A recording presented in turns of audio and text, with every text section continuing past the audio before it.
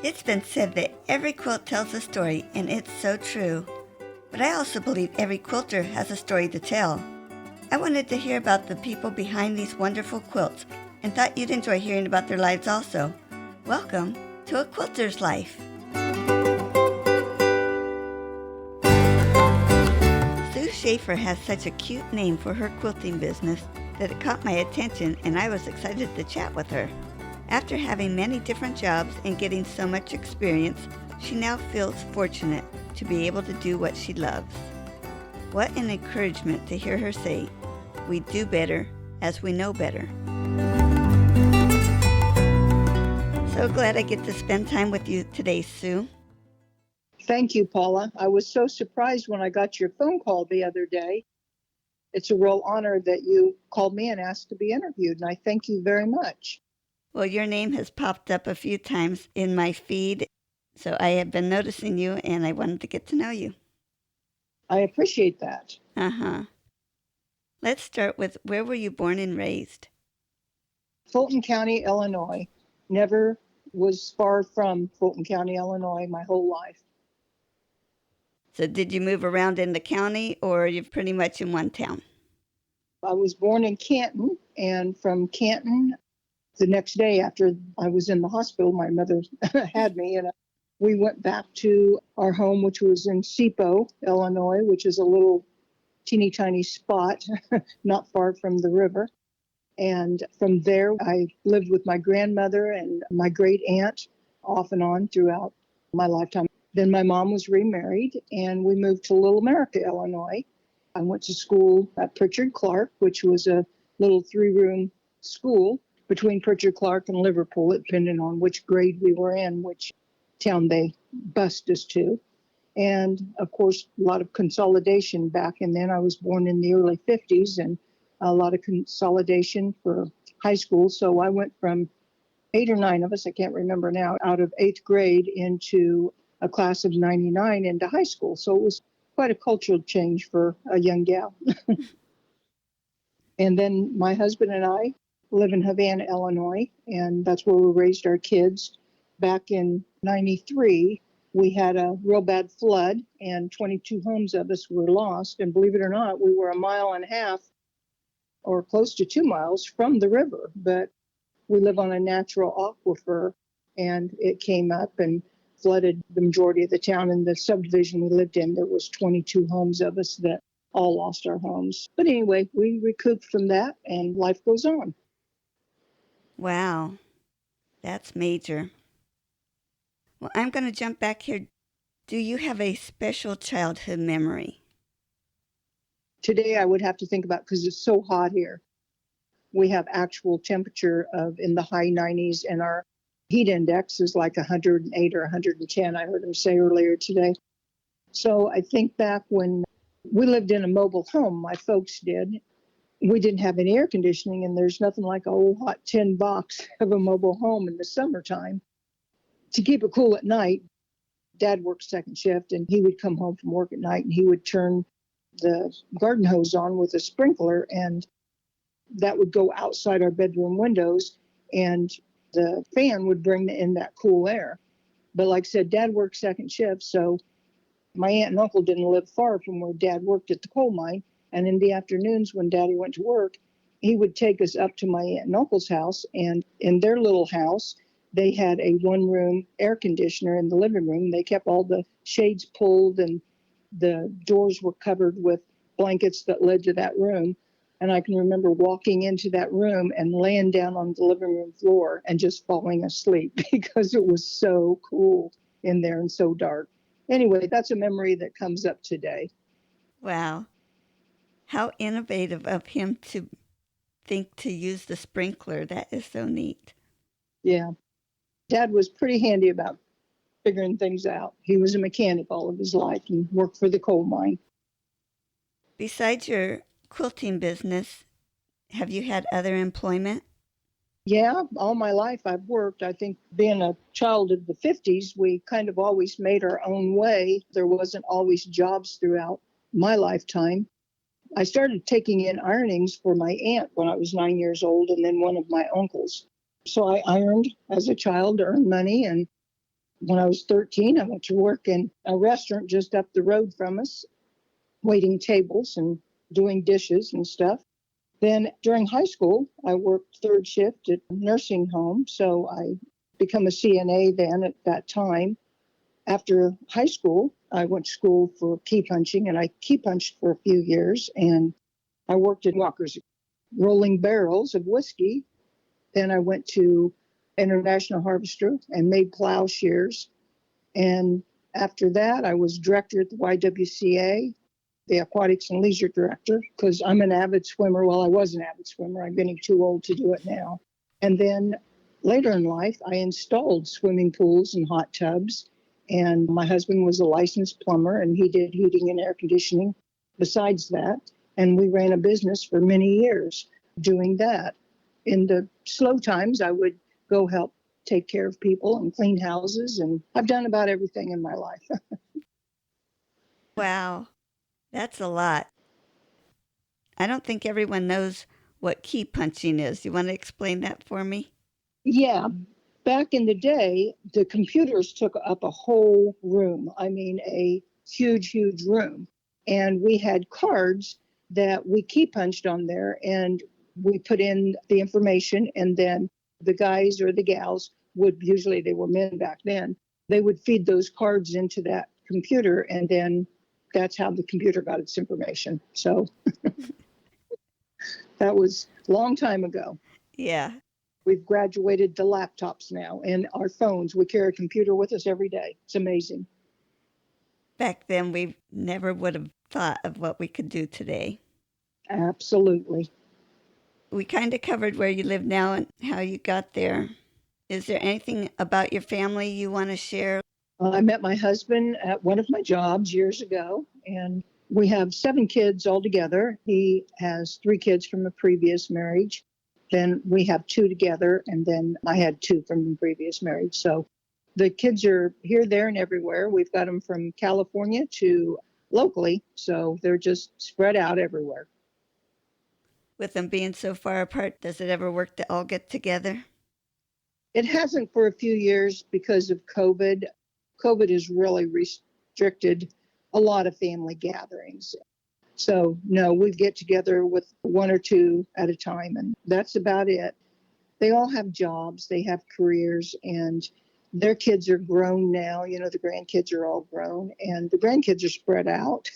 And so it's really, really tough. I think the last time we got together, I used to do a vacation every few years that we would all go together as a family. And the last one, we went on a float down at Missouri. And that's the last time the majority of us were all together. It's just hard.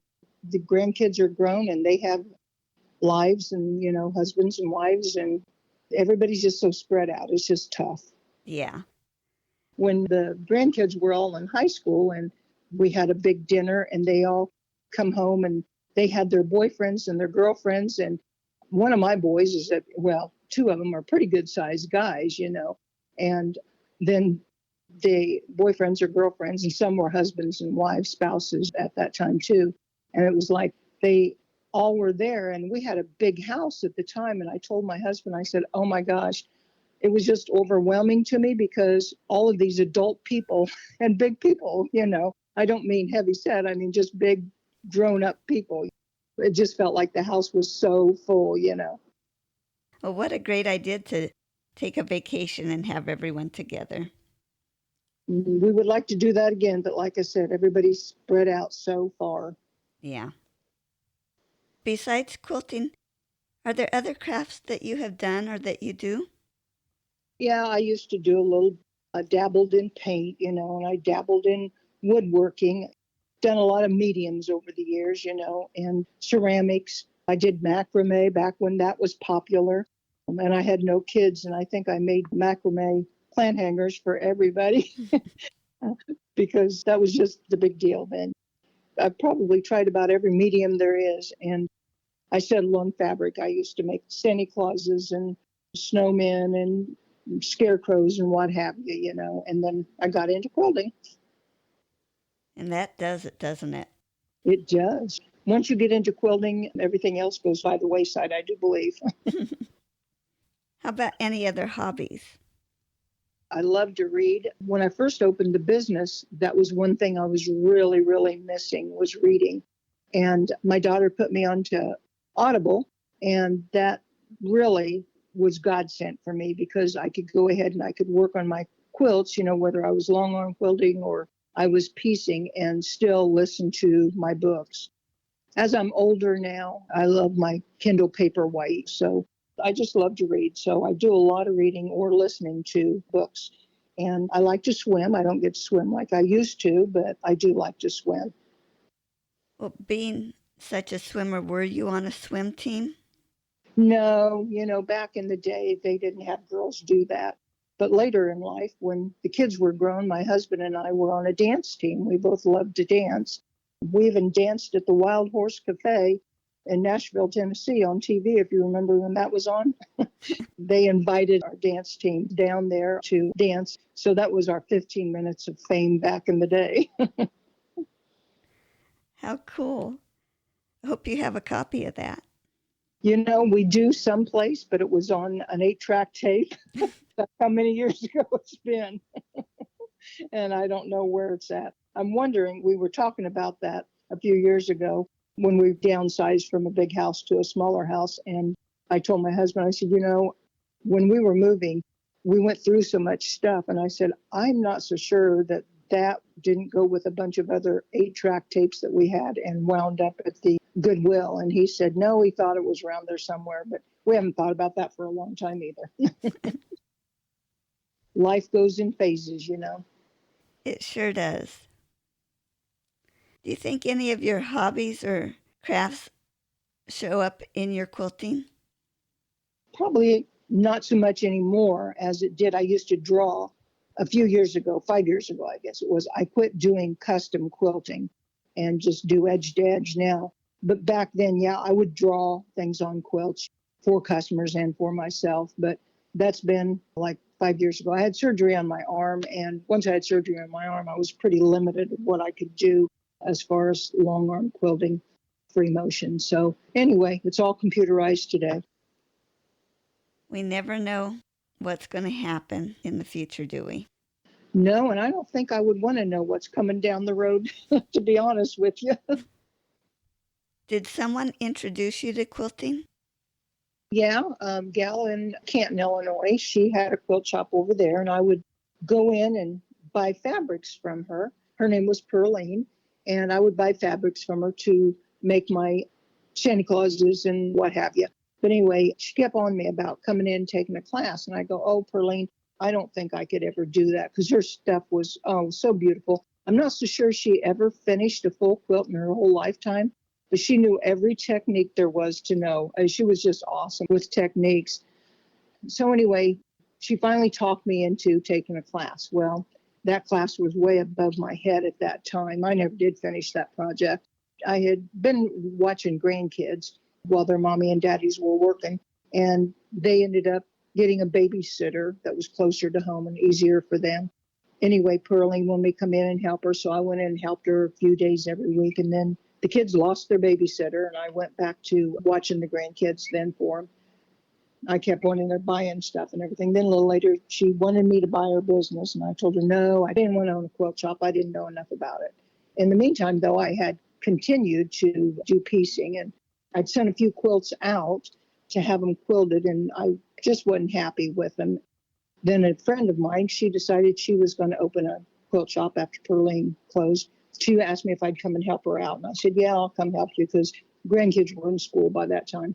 So I went to help her out. I told her, I said, now, I don't know how long I'll stay because I said, I want to buy a long arm quilt machine. Are you going to buy one? And she said, no, I don't want to buy one. And I said, well, I'm thinking about buying one. And I had this building where my studio is now. I'd had that building since 1982. And my husband had run his plumbing shop out of it, and I had run my pool and spa shop out of that building. But we kept it over the years after my husband went to work for somebody else in 92, just before the flood. That time, we started renting it out to other people. And in 2003, I think it was, 2003, I was talking about buying a long arm again and decided to buy one. So then I moved it into my studio.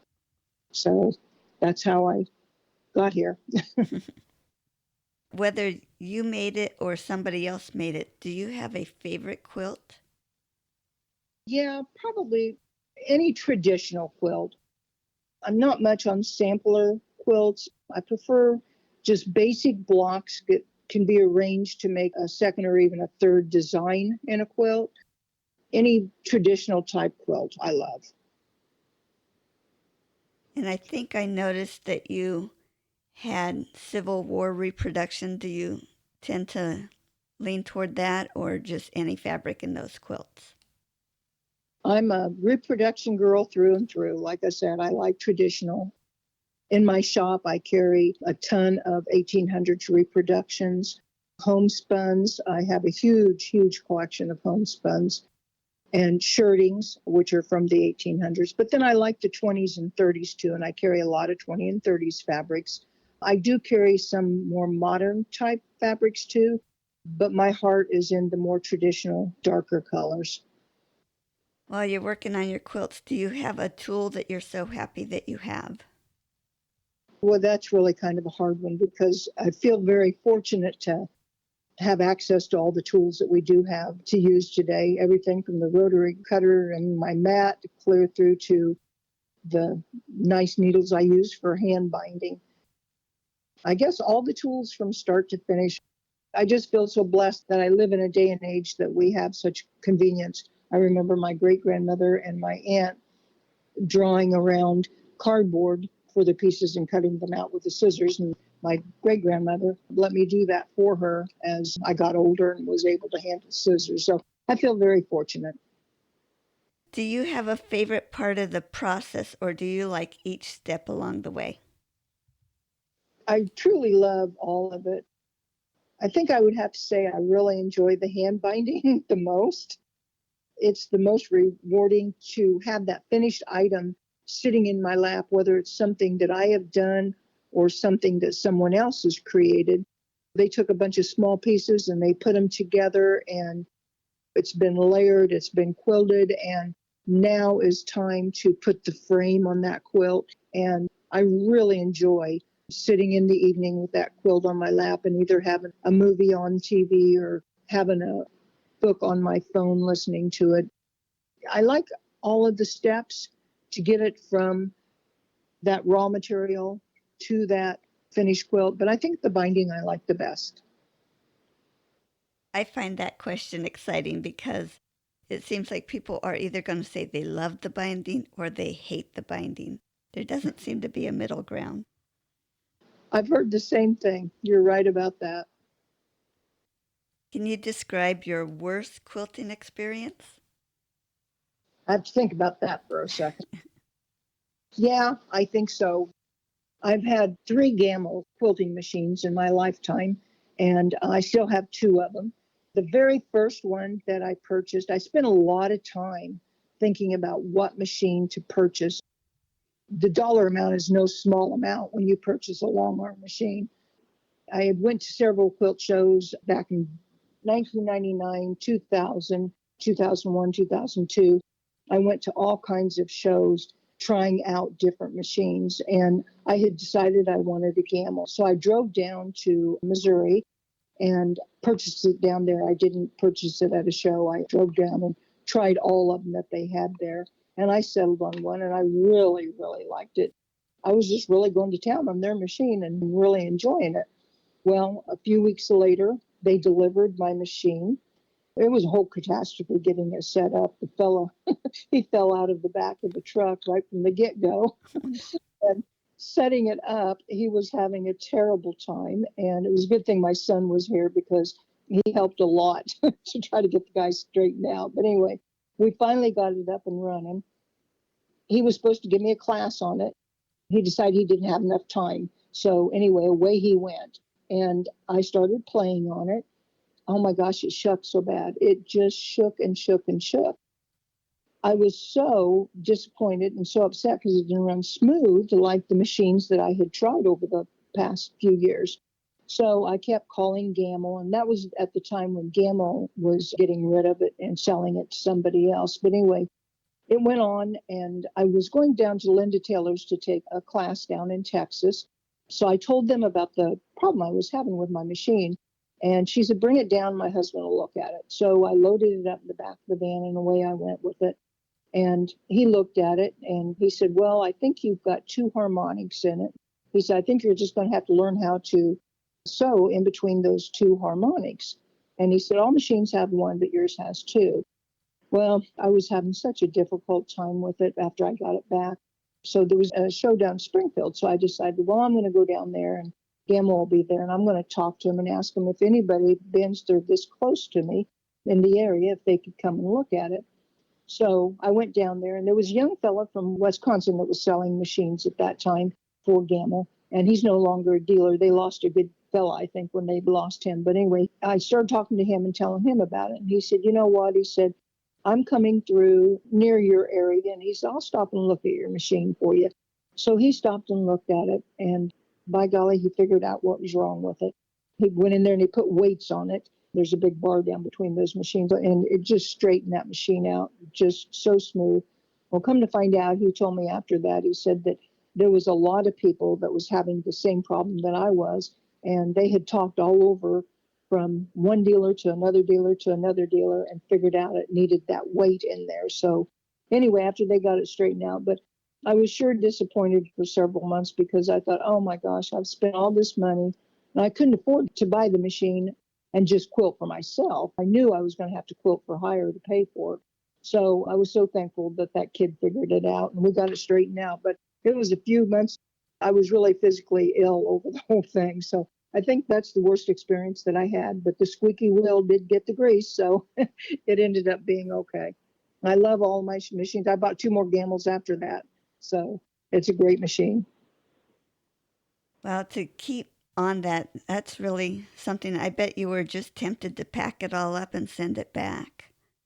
Well, well, I told him I really want my machine fixed because I knew that it had to be something, either my machine, and yes, give me another machine. I still knew I wanted a Gamble because I had tried them all. And at that time, Gamble really, really was the best on the market. So no, I didn't want to give up the Gamble name, but I was ready to give up the machine, you bet. But I still wanted the machine.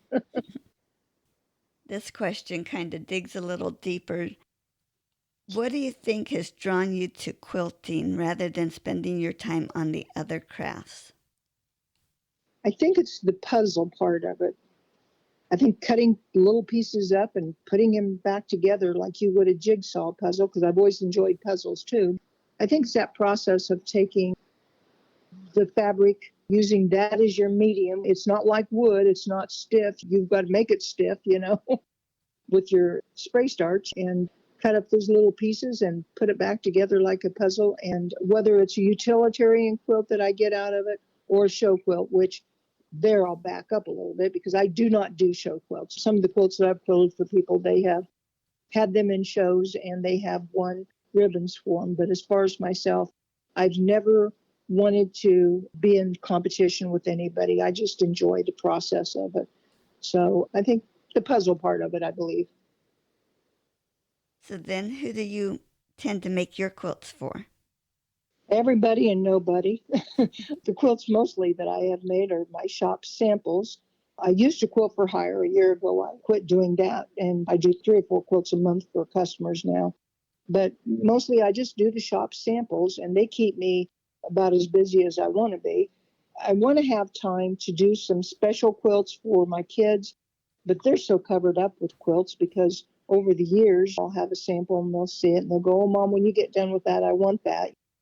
Well, when my daughters were at the childbearing age and my sons, baby quilts they would give to friends for gifts after we didn't need them anymore for grandkids. And they've given some of my quilts to their friends as wedding gifts. And I've donated quilts. So I just make them for anybody and nobody and everybody.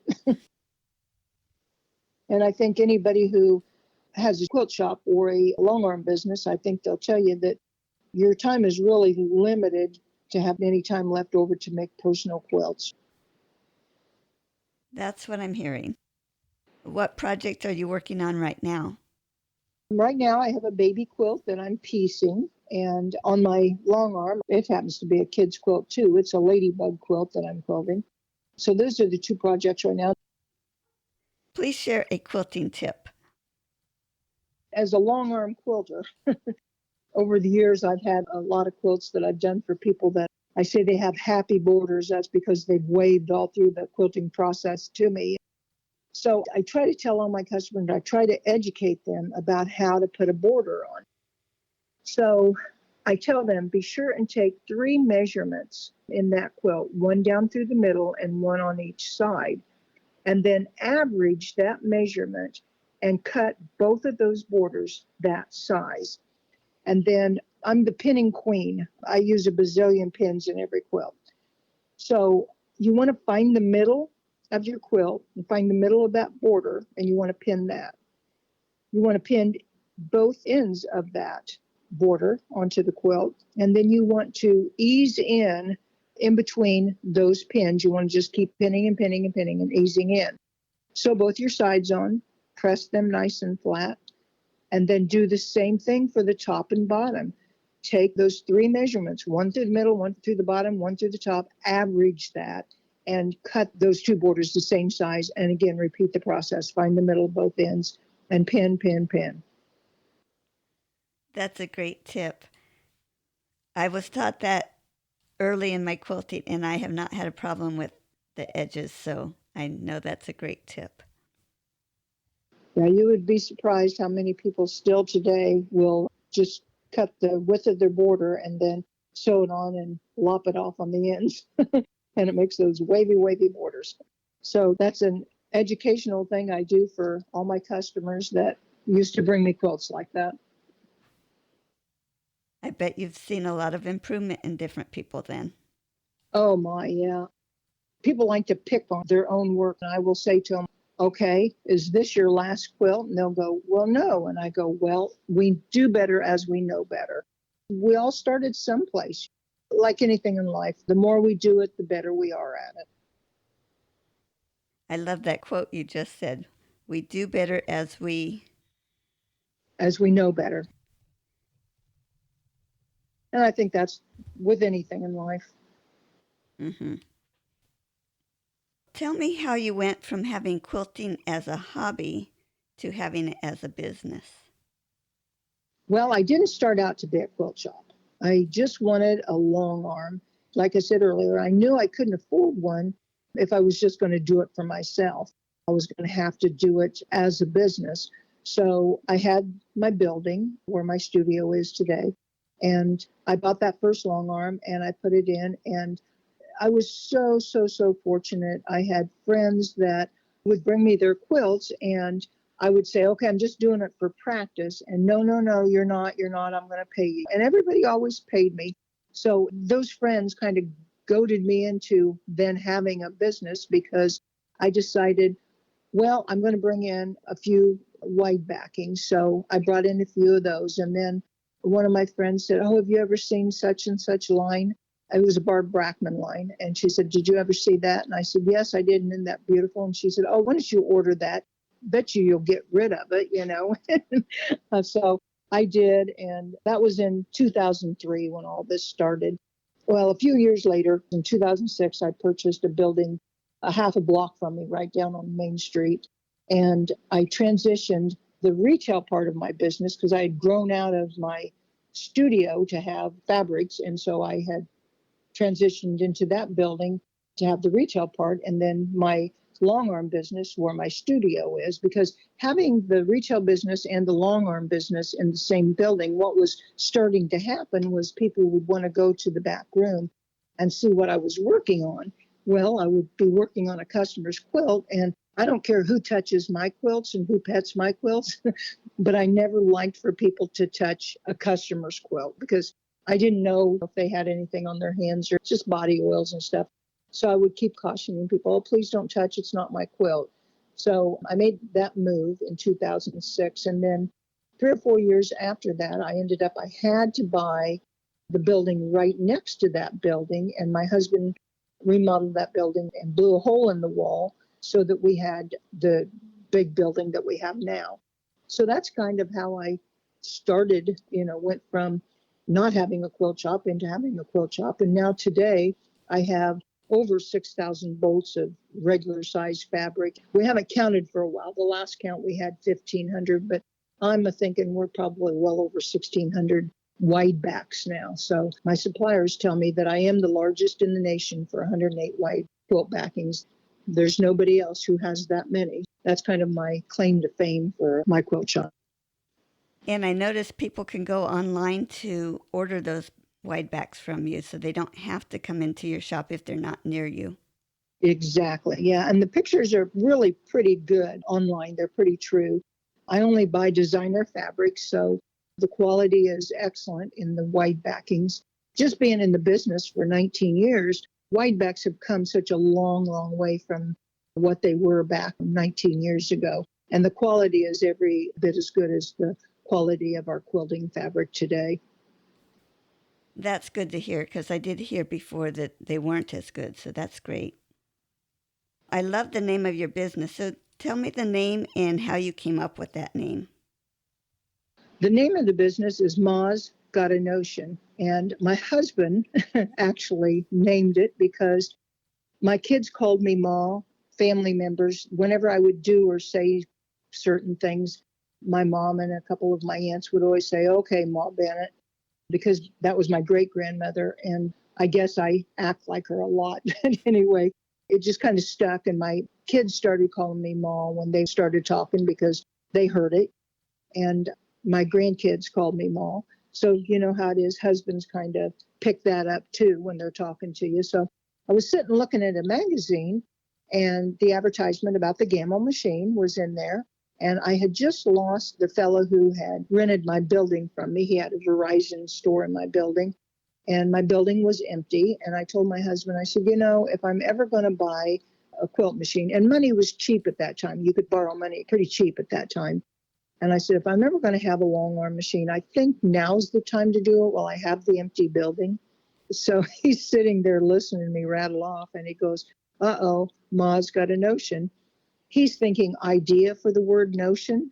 I'm thinking of notions. So I said, oh, that's a great name. I think I'll just name my shop that. And like I said, I had not planned on it to be a quilt shop. I had just planned on it to be a long arm shop.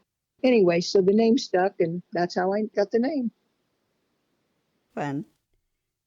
I'm picturing your husband probably just grins when he hears that. Yeah, he does. He's been my best cheerleader. I'm very fortunate. He's been a good cheerleader. And you opened the shop in the 90s? I opened it on October 31st, 2003. And that's, like I said, in the building that my husband and we had owned this building since 1981. Like I said, back then he did plumbing and heating out of that business, and I installed swimming pools and hot tubs. So I had the building, it was paid for, and it was just an easy place for me to move into. Yeah. So did any of your pool customers become quilting customers? Yeah, a couple of them. They were customers, they were friends, and they were quilting customers. So yeah, one led into another for two of them that I can think right offhand. So describe the feeling you had when your first quilting customer came in and bought something. I don't remember how I felt, but I do have that first dollar bill. I made her give me change so that I could have a dollar bill in there. So I told her, I said, I'm going to frame this. And she got a big kick out of that. But throughout my lifetime, I always had some type of job, whether I was in business for myself or working for somebody else, that I worked with people. It's always exciting to make a living out of something that you love doing. And I've been real fortunate that all the jobs I ever had, I really enjoyed doing. In later life, to finish up my life doing what I love, I just feel real fortunate. I love that. You mentioned and you made quilts for your shop. Personally, I like to make quilts that are unique and don't look like anybody else's. That's for me personally. But I've just come across some friends that they'll go into a quilt shop and see a quilt and they want the kit. They want those fabrics in that design. Do you run into that? We kit a lot. We have kits of almost everything that we have hanging in the shop. If we don't have a kit left for it, the sample that's hanging there, then we at least have the pattern and we can pull it together. We just tell people we can make it read the same, but it won't be the same fabric. Because once we sell out of the kits, the fabric's gone because it is designer fabric. They used to maybe make 1 or 2 runs of fabric. Since COVID, we're down to where they're making 1 run of it because it's so hard to get it across the pond. All the fabric is made in Korea. I'll tell you a little history about that if you don't know. All of the big machines that printed the fabric used to be in China, but when they put in the Great Gorge, Korea came in and bought all of those big machines from them. And so now it's there. Right now there's a trucker strike on over to Korea. So we're having a heck of a time getting some fabrics out of there now. But due to COVID and everything, and last 3 years have just been nutso years. So most of the companies now are making 1 run. So if you see a fabric you like today, by golly, you better snap it up because chances are it's not going to be there tomorrow when you go look for it. That's interesting and good information. Thanks. Mm-hmm. Sue, is there anything else you wanted to share with me? Yeah, the Lincoln quilt, Barb Breckman, the story's all in the little booklet that I send the copy out with the kit. Years ago, Barb Breckman went down to the Lincoln Museum, and on the bed in the cabin in the museum there was a 30s quilt. And Barb, being the historian that she is, thought, oh no, that just can't go on. So she went back home. She designed a quilt. She pieced the quilt, and Deb Roden long arm quilted it for her because it's crosshatched is what it is. And they would have crosshatched and used a treadle machine back in those days to finish the quilt. But anyway, it's the quilt that would have been on Abe's father and his stepmother's bed. But anyway, a friend of mine come bringing in that little pamphlet of Barb's, and she said, oh, Sue, have you seen this? And I said, no, I hadn't. And we just fell in love with that quilt here. At that time, the booklets were available, and I kitted that. My daughter and I pieced it, and then I quilted it, and we kitted it, and we've sold several quilts over the years. Well, I had kind of forgotten about the quilt because I had taken it home after the last of the kits had sold out a few years back, and I'd taken it home and even used it at home. And my son called me one day, and he said, Mom, he said, let's go down to the Lincoln Museum. He said, I haven't been down there for a while. And I said, okay, we'll go. So Sunday we took off and we went down there, and I seen that quilt on the bed, and I go, oh my gosh, I forgot all about that quilt. I think I'll go home and dig it out and see about getting that pattern again. So I went home, I dug it out, brought it up to the shop, started looking out in the marketplace for that pattern, couldn't find it anywhere. Got a hold of Barb Breckman, and through a whole bunch of searching, her and I both on both ends, found out that it was no longer in print. Well, Deb Roden happened to have copies of that. So I bought them full price from Deb, and Deb and Barb both signed them. So I rekitted again and sold all of those. So I called Barb and I said, that quilt is still so popular. Is there any way you can put that pattern back out in production? And she said, no, I'm not going to do that. She said, but I'll tell you what, I will give you rights to copy that. So I just pay her. I do a dozen at a time, and every time I make those dozen copies, then I send Barb off a check. It's a really fantastic quilt. I love history. I love from Civil War clear through both World Wars. I read a lot about those, and I enjoy that era. So anyway, if you're interested in having a reproduction quilt during the Lincoln time, we've got it at the shop. Great, and that will be your feature picture for this episode. Now share with us where we can find your business. I'm at 305 West Main Street, Havana, Illinois. That's in Mason County. I'm right smack dab between Peoria, Illinois and Springfield, Illinois, and right along the Illinois River. My studio, which is half a block from my Main Street building, backs right up to the Illinois River. So Havana is a very, very pretty little river town. So if anybody that's out there listening to this, if you're coming through and going to Peoria or Springfield, I'm not that far from either big city. So stop in and see me. Great. Then share your website. My website is Ma's Got a Notion. If you just type in Ma's Got a Notion, there it is. And they can also use that to get directions to your shop. Yes, on Google, but the Apple Map, and I've been trying to get them to change this, the Apple Map will lead them to my studio and it will say closed permanently. But I am not closed, but I can't get Apple to get that changed for me. I keep thinking when I see my son-in-law, I'm going to have him figure it out for me because he's a real Mac person. So hopefully he can figure it out for me. But yeah, always Google it. Don't Apple Map it. That's good to know. Sue, it was great to have you on A Quilter's Life. Thank you so much for sharing this time with me. Well, thank you. I just appreciate so much the phone call I got from you. That was a big surprise, and I appreciate it. Thank you so much. Oh, you're welcome. Have a great day and keep on quilting. You too. Thanks. Bye-bye. Bye.